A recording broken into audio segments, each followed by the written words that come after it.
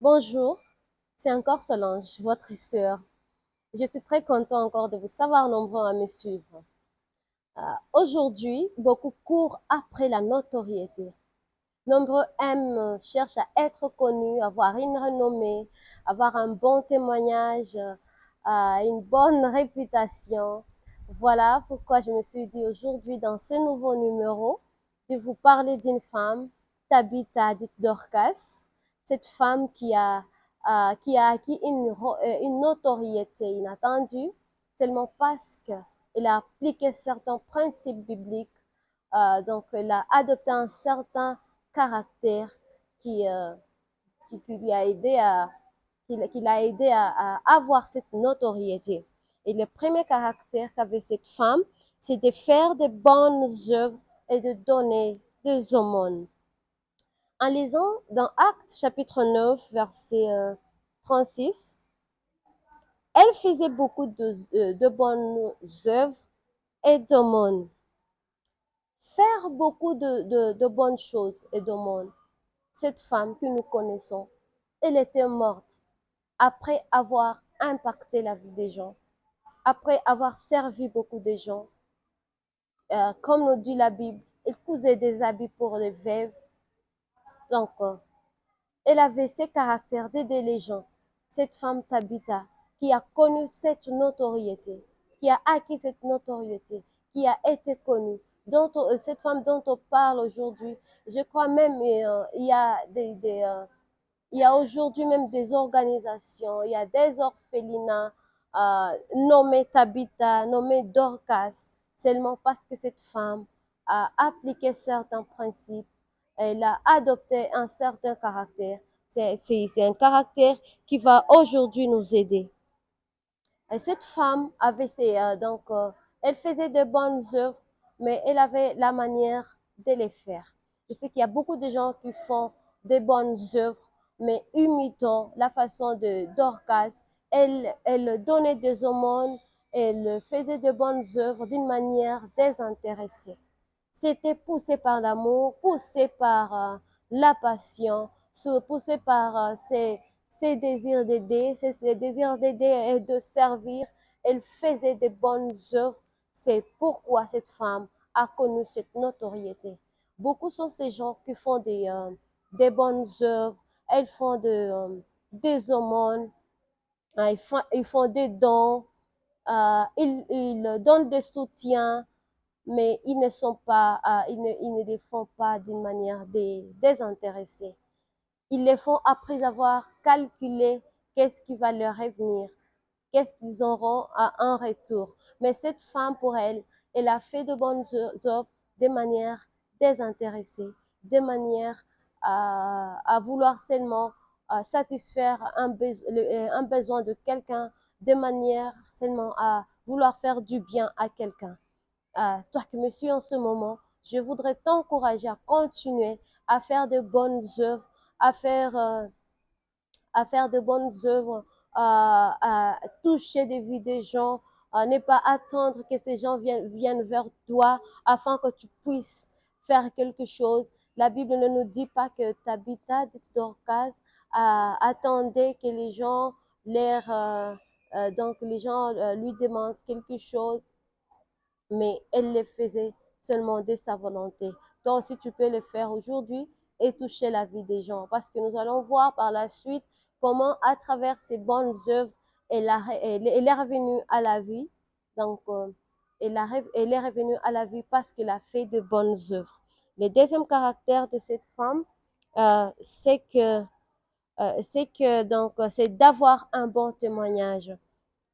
En lisant aussi dans les mêmes livres de Actes, chapitre 9, verset 39, nous voyons que toutes les veuves l'entourèrent lui montrèrent des tuniques, des vêtements que cette femme cousait pour elle. Donc, nous savons que cette histoire parle de Tabitha qui était ressuscitée par Pierre. Pierre qui était dans la ville voisine de là où habitait Tabitha. Quand elle est décédée, ces personnes, ces veuves pour lesquelles elle cousait des habits, se sont dit que cette femme ne peut pas partir seulement parce qu'elle avait de bonnes œuvres, parce qu'elle faisait de bonnes œuvres, elle leur donnait des aumônes. Elles ont dit cette femme ne peut pas mourir. Elles ont jugé bien, elles ont jugé bon envoyer des gens pour faire appel à Pierre. C'est comme ça que Pierre a été venu Pierre est venu et ces femmes ont montré des vêtements à Pierre, des vêtements que cette femme usait pour les veuves et ont pleuré, ont supplié Pierre de prier pour cette femme afin qu'elle revienne à la vie. Alors, ce que j'apprends ici, c'est que ce que j'apprends ici, c'est qu'à travers ce que nous faisons, à travers nos œuvres d'aujourd'hui, nous pouvons impacter des gens aujourd'hui qui peuvent nous aider demain. Ces actes que nous posons aujourd'hui peuvent nous apporter ce dont nous pouvons avoir besoin dans l'avenir. Vous savez, lorsque Dorcas était en train de faire ses bonnes œuvres, elle ne calculait pas ce que ça pouvait lui apporter. Elle ne savait pas ce que ça pouvait l'apporter c'est que ça pouvait, elle ne savait pas les bénéfices qu'elle pouvait avoir de ses actes, de ses bonnes œuvres qu'elle posait. Elle le faisait seulement d'une manière à satisfaire les cœurs des gens qui l'entouraient. Elle le faisait seulement de manière à servir avec amour, avec passion. Et c'est à la fin que ses actes lui sont venus, lui sont revenus avantageuses, avantageuses ces œuvres. Pourquoi? Parce que, parce que seulement Dieu a vu, Dieu et même les hommes ont vu ces cœurs pleins d'amour, ces cœurs pleins de compassion, ces cœurs pleins de serviabilité. Et à travers ces cœurs, cette femme était revenue à la vie. Les femmes ont pleuré, les femmes ont intercédé pour elle. Pierre a prié pour Naomi, pour Dorcas, et Dorcas est revenue à la vie. Alors aujourd'hui, si tu veux impacter la vie de quelqu'un, si tu veux avoir une renommée, tu veux avoir une notoriété, tu veux être connu, tu veux avoir un bon témoignage, commence par ce que tu es, par ce que tu fais. Tabitha n'a pas attendu, n'a pas attendu avoir beaucoup d'argent pour acheter des maisons à des personnes, pour acheter des véhicules, pour faire quelque chose d'extraordinaire. Juste, j'imagine, elle était couturière et là, elle s'est seulement dit, je vais commencer à coudre des habits pour ces veuves. Donc, tu peux commencer avec le peu de choses que tu as pour toucher la vie de quelqu'un. Donc, un acte fait par amour, un acte fait avec passion. Ça touche toujours le cœur, ça influence toujours le cœur. Peut-être que les gens que tu sers, que tu es en train de servir aujourd'hui, peut-être qu'ils ne les reconnaissent pas, mais je te rassure que les bonnes œuvres ne meurent jamais. D'une manière ou d'une autre, tu pourras récolter parce qu'on dit que tout se paye ici-bas. Donc, si tu te mets si tu te mets au travail aujourd'hui et travailler pour ton témoignage, travailler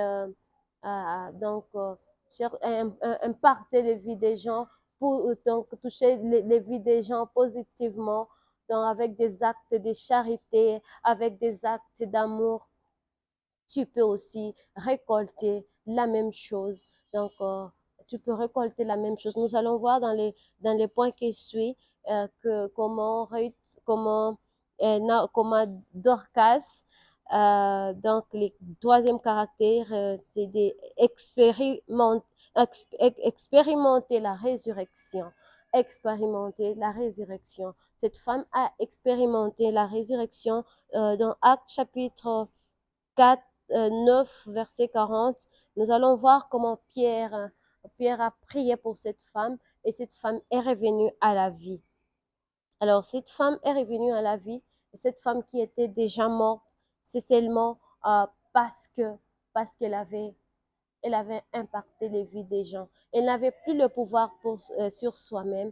Elle n'avait plus de volonté. Elle ne pouvait plus prier pour soi-même. Elle ne pouvait plus rien faire. Elle était déjà partie, mais seulement parce qu'elle avait fait de bonnes œuvres. elle a eu des gens qui ont intercédé qui ont intercédé pour elle. Expérimenter la résurrection, ce n'est pas seulement la résurrection du corps. Il y a beaucoup de gens qui sont même déjà morts spirituellement. Il y a beaucoup il y a plusieurs sortes de morts. Mort, même, peut-être c'est ton business qui est déjà mort, peut-être ton mariage, peut-être ta joie, tu n'as plus de joie, tu n'as plus de bonheur, tu as perdu ton sourire, tu es tombé en faillite. Mais si tu veux prévenir ça, lorsque tu te retrouveras dans un moment de faiblesse, dans un moment de faillite, dans un moment d'humiliation, si tu veux être relevé, tu peux impacter la vie de quelqu'un aujourd'hui, quelqu'un qui pourra peut-être se souvenir de ce que tu as fait, se rappeler de ce que tu as fait, peut-être t'appeler, te consoler, t'assister. C'est dans tous les domaines de la vie. Ça ne concerne pas seulement la mort. Parce que je sais que les gens qui me suivent, vous avez des témoignages.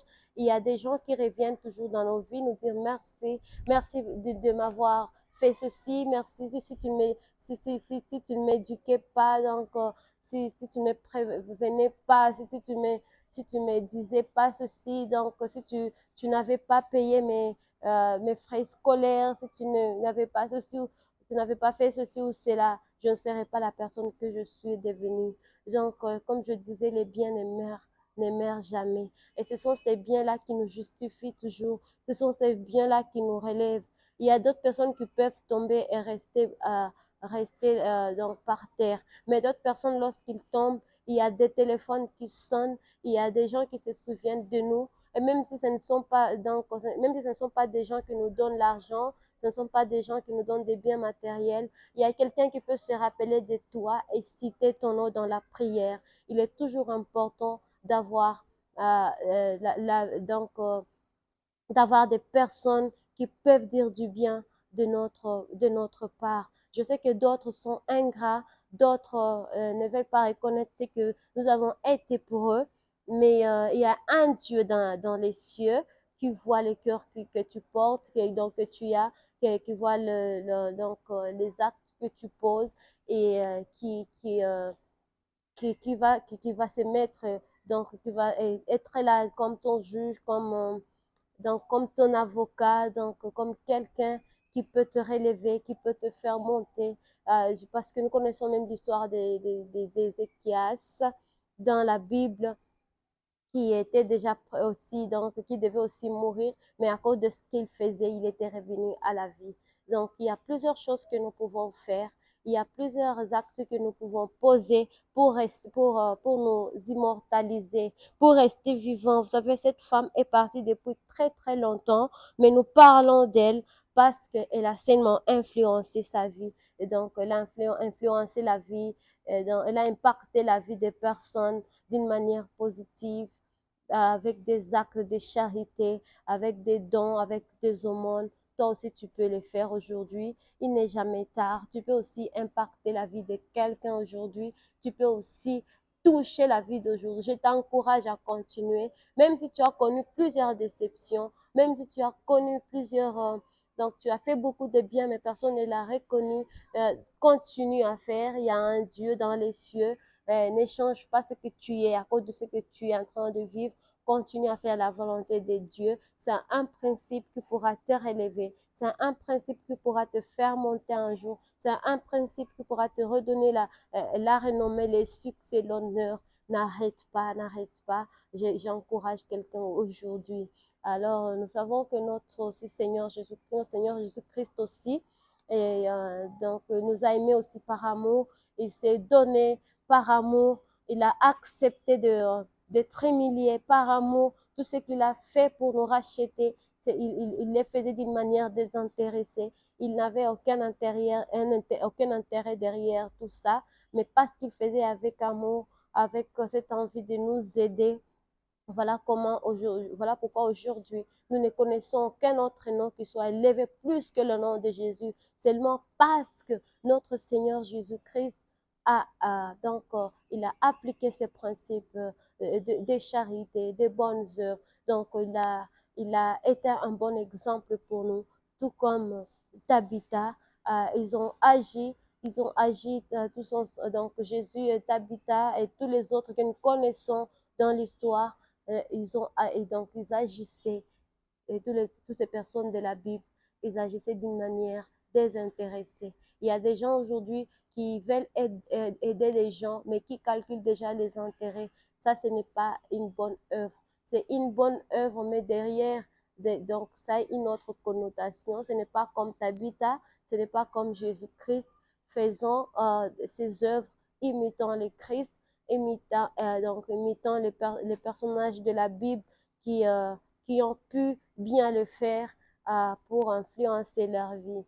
Alors, je sais que quelqu'un a été édifié, quelqu'un a appris quelque chose à travers, à travers notre vidéo d'aujourd'hui. Et prochainement, je vous donne encore rendez-vous. Nous allons encore parler de notre personnage de la Bible mercredi prochain. Ne manquez pas. Invitez même vos frères et sœurs. Si vous avez des commentaires, des questions, vous êtes les bienvenus. Et si vous n'êtes pas encore abonné à ma chaîne, je vous prie de vous abonner pour soutenir ces ministères et que Dieu vous bénisse. Bye bye.